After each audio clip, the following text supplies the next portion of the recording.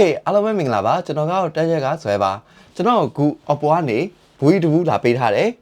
ပုံမှန်ပေါ့ဒီ Oppo ကနေလိုမျိုးဘာမှမီးထားပဲနဲ့ဘူးတူဘူးလာပေးထားရဆိုရင်ကျင်းနေတယ်တို့ဒီတော်တော်လေးကို unit ဖြစ်တယ်ထူးခြားတဲ့ဖုန်းလုံးကိုမိတ်ဆက်တော့မယ်ဆိုတော့ကျွန်တော်ထင်တာတော့ဒီဟာဖုန်းပြင်မော်တခြားပစ္စည်းပါလောက်တဲ့ဘူးရနဲတာမဟုတ်ဘူးဗျာအဲ့တော့ကျွန်တော်ဒီဘူးကိုဖွင့်ကြည့်ကြမယ် Okay ဒီဘူးတော့မှနဲတာမဟုတ်ဟာပထမဆုံးထုတ်တဲ့ဟာတခုလေဘယ်သူမှမှန်းနိုင်မှာမဟုတ်ဘူးတေးကြတယ်ဘာလဲဆိုရင်တက်တာဗျာဘာလို့ဖို့လဲမသိဘူးပေါ့နော်ဖုန်းမိတ်ဆက်တာကျွန်တော်တက်တာဗျာတပြားလာပေးထားတယ်ပြီးတော့ရှိသေးတယ်ပြီးသေးဘူးဒုတိယတစ်ခုကတန်ကြောင်းနေလာပေးထားတယ်အဲ့တော့ထင်တာတော့ပေါ့ဒီတက်သားပြားကိုပဲကျွန်တော်တန်ရိုက်ခိုင်းတာလားတော့မသိဘူးဒါမဲ့အဲ့တော့တူလိုက်ရှာအောင် Okay တူတော့မတွေ့ဘူးကျွန်တော်ဘူးလေးတစ်ဘူးတွေ့ရဖုံးမဟုတ်သေးဘူးဆိုတော့ဒါကိုထပ်ဖွင့်ကြည့်မယ်အော်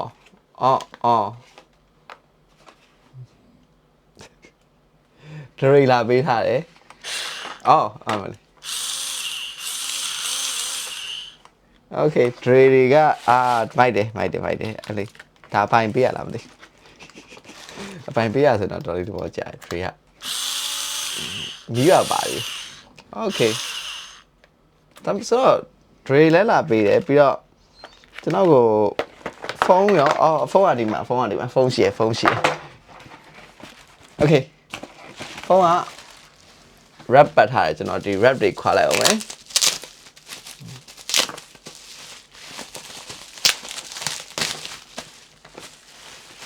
ဒီမှာ Oppo A3 ဖုန်းပါဒီမှာပေါ့ Oppo A3 ရဲ့ space လေးနည်းနည်းလေးရေးထားတယ်အဲ့ဒါဘာလဲဆိုရင်ခုမြင်ရတဲ့အတိုင်းဒီကောင်က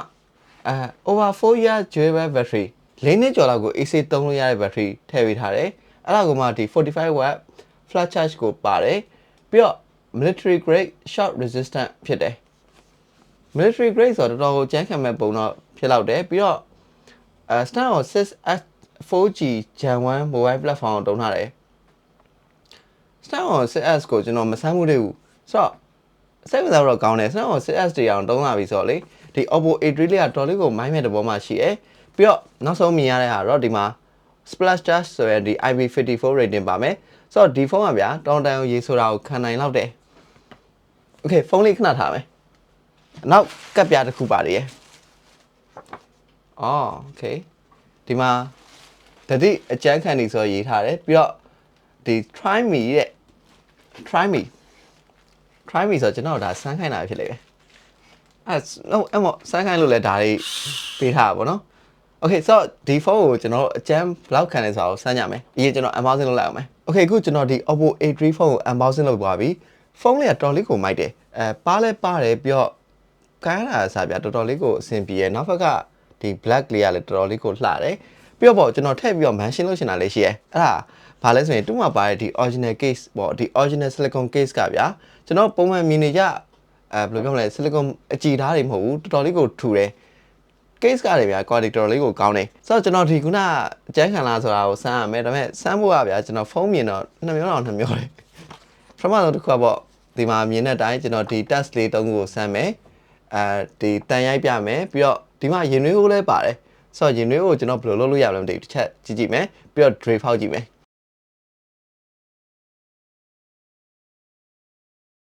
ဒီဟာကိုဘယ်လိုလုပ်မလဲဆိုတော့ကျွန်တော်တန်ရိုက်ရမှာပေါ့နော်ပထမဆုံးတစ်ခုကတန်ရိုက်ရမယ်တန်ချောင်းရှိရဲတက်တာရှိရဲဆိုတော့ဒါကိုကျွန်တော်တို့ဆန်းပြီးတော့ရိုက်ကြည့်မယ်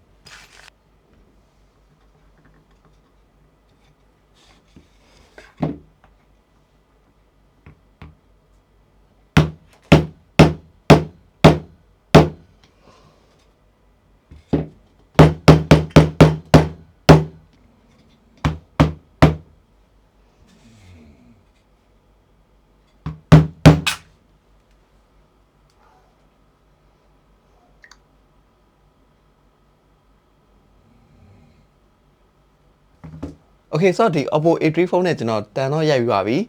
တော်တော်ကျန်းခံတယ်အဲ့တော့ဒုတိယ test တစ်ခုထပ်လုပ်မယ်ဒုတိယ test တစ်ခုကဗျာဒီရင်နွေးအိုးပုံလေးဆိုတော့ကျွန်တော်ရင်နွေးအိုးကိုတွားရှာမယ်ပုံစံရှိတယ်ဒါပေမဲ့ရှာသားမလို့ဘာလို့လဲဆိုတော့ကျွန်တော်ခုန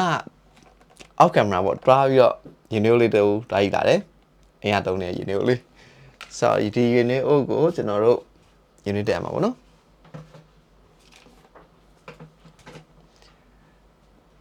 ကျွန်တော်တကယ်လုံးမှန်းသိအောင်လုံးဝဒီရှေ့မှာပဲအကုန်လုပ်ပြပါ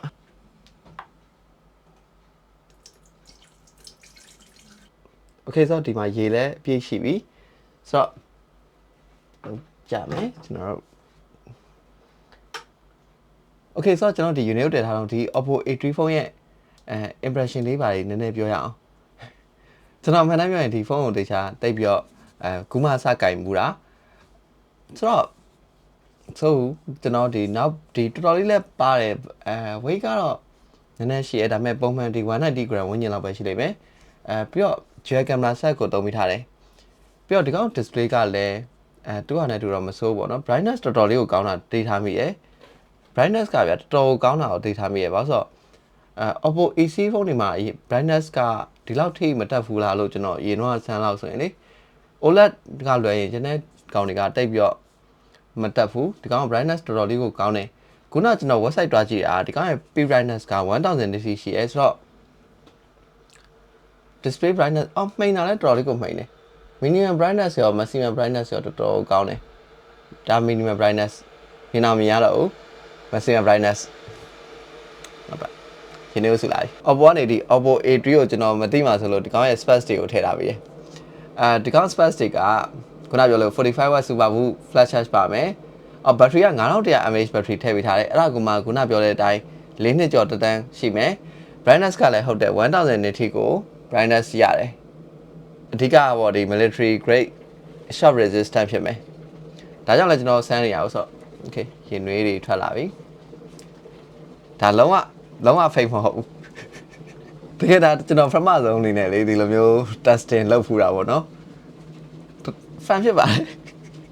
ရင်နွေးကဆိုတော့ဆိုနေခလုံးမတက်သေးဘူးကျွန်တော်စောင့်လိုက်အောင်မယ်ခဏခလုတ်တက်ပြီးလုံးဝပူချစ်တောက်နေတော့မှကျွန်တော်ဒီဖုန်းကိုလောင်းချမယ် Oppo ဘက်ကတော့ဗျာဒီ multiple liquid resistance ဆိုတော့ဒီ multiple liquid တွေထဲမှာကျွန်တော်ဒီရေတို့ရေနွေးတို့ရေ coffee ပူတို့ဒီလက်ဖက်ရည်တို့အဲ့လိုမျိုးစုံကိုခံနိုင်ရှိရလို့တို့ပြောတာထင်တာပဲတော့じゃရေနွေးပူမခံနိုင်ပဲနဲ့ရေပျော်ကြမှာ Okay ခုထိခလုံးတက်တယ်ခဏစောင့်နေရခုနေနေရလေးတွေ့လားဒီမှာနေနေရခလုံးတက်တယ်တက် review ကလုပ်ပြီးရေနွေးကိုတင်နေရ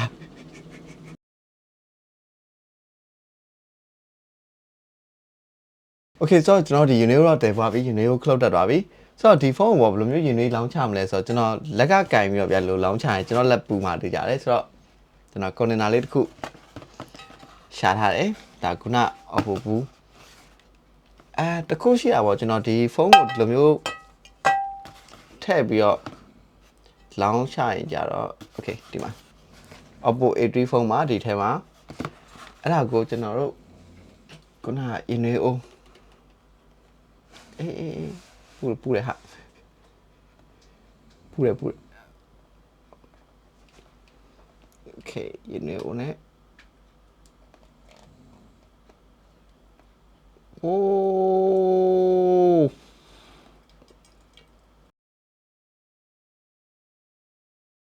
มาเลยเอ้ย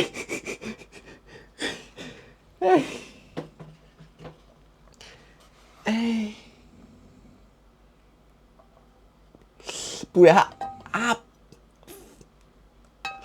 ဖုန်း overheat ဖြစ်အောင်လုပ်တယ်ဒီလိုနီးနေလည်းရတယ်โอเคသုံးလို့ရသေးတယ်ခုနကကျွန်တော်ဒီနောက်ဘက်ကနေလောင်းတာပေါ့နော်နောက်ဘက်ကနေလောင်းတာတော့ရတယ်ဆိုတော့ကျွန်တော်တို့အရှိဘက်ကနေလောင်းမယ် screen ကိုလောင်းမယ် phone screen ကိုလောင်းမယ် phone screen ကိုလောင်းဖို့အတွက်ကိုကျွန်တော်တို့လေးပြန်ထောင်ထားလိုက်မယ် okay ဒီမှာ phone screen ရတယ်မှာဖွင့်ထားတယ် phone screen ဖွင့်ထားတယ်ဒီမှာ phone screen ဖွင့်ထားပြီးတော့ထပ်လာမယ်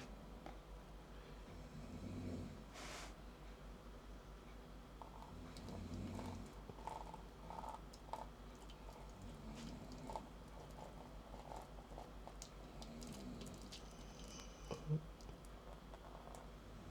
အေးမြုပ်တောင်မြုပ်သွားခုမြင်လာဒီကျွန်တော်ဒီဖုန်းမှာမြုပ်သွားအော်နိုတီအောင်တက်လာ device too hot တဲ့ too hot မှာပေါ့ကဲရင်းနှီးလောက်ချနေလေဒီပါကျွန်တော် your phone temperature is too high ဖြစ်သွားပြီပူတယ်ဖုန်းပူရမယ်အာတော်ပြီအေးနောက်ခါလုံးတော့ကျွန်တော်ဖုန်းတစ်ချက်ကြည့်ရပါတော့ဒီမှာရေနွေးကတော့ဝေးထောင်နဲ့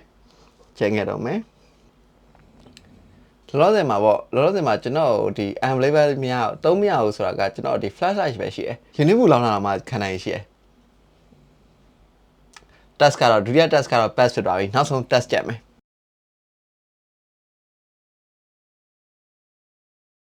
ဆိုတော့ကျွန်တော်ဒီ Oppo A3 ဖုန်းကို drain နဲ့ဖောက်ကြတော့မယ် home screen ပဲပြထားမယ်ဒီကောင်ကို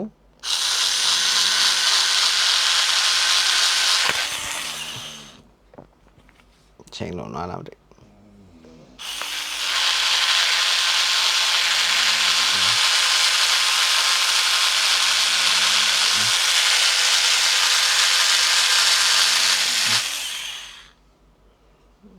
ရအောင်မထည့်ဘူး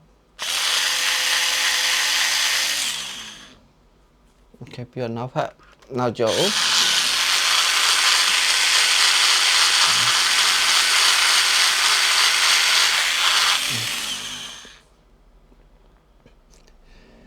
လောက်တာလုံနေရတယ်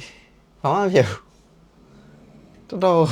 ဒူပေတံပေခံတဲ့ဖုန်းဆိုရင်ဒါကိုပြောလို့ရတယ်โอเคဆိုတော့ကျွန်တော် tray bit တစ်ခုဖတ်ပြောင်းကြည့်မယ်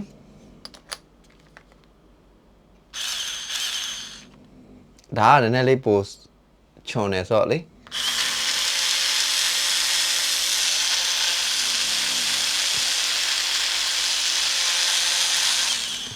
အော်ဒါလည်းဘာမှမဖြစ်သေးဘူးအစင်ပြေလေးအခု